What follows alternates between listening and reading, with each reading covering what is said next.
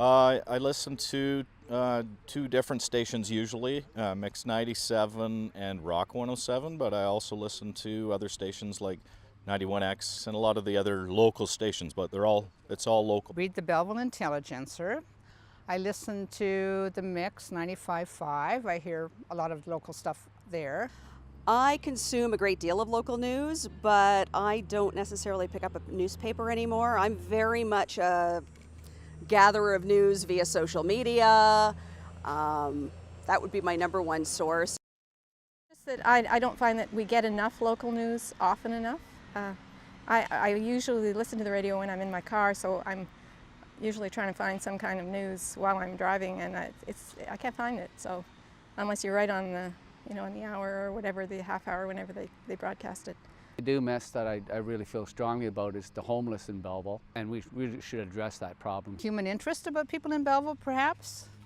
You don't hear the good stuff that does happen very often. Mostly the news is concentrated on the bad crap that's going on. More crime news because it's relevant to what I do.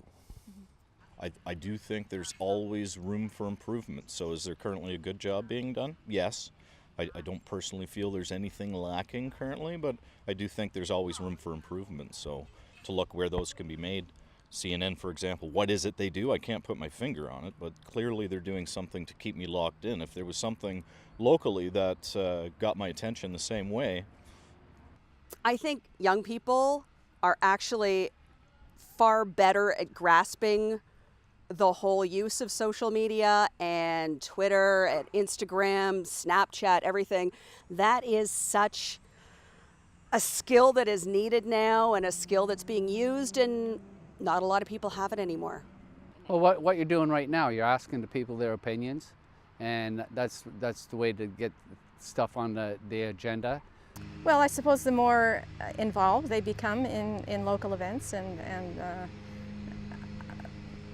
to tell you the truth, I listen to the radio station from Loyalist sometimes, and I like the news from Loyalist. They seem to cover things sometimes that some of the main radio stations don't even pay any attention to. So I think maybe some of these smaller issues might be something that Loyalist students could investigate a little bit more.